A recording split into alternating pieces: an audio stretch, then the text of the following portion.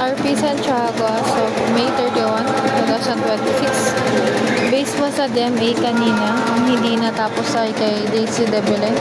Bali wala pa rin po yung item nito, and then yung kay Tagpuan Cafe po naka-line up na po for embroidery. Bali day off po ni Ma'am Sai, wala naman pong naiwan na pending. Store pending po namin naayos na po. Bali meron pong PS tag at saka pending label form.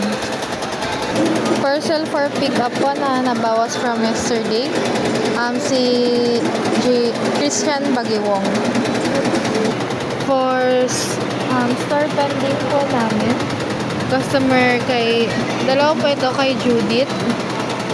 Matatapos po ito bukas. Pati din po ito. Sure off po sa akin ito stainless tumbler.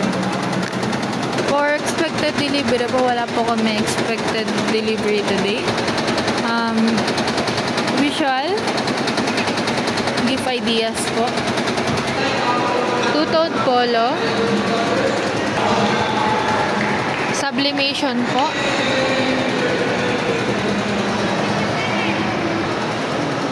Bestseller. PQ Polar.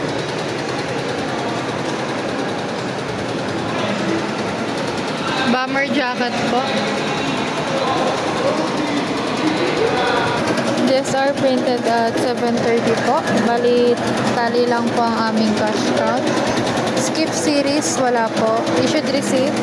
Issued receipt po, mayroon po 2, 4, 6 po. For consumable, nakapag-consume po. Total of 3 pong A4 na DTF.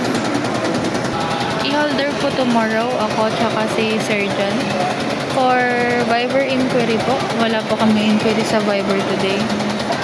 Sa email po, meron pong 2. Na-convert na din po ito into sale. For Messenger po, meron pong follow-up transaction. Same with din po sa Meta. Follow-up transaction lang po with customer and then approval.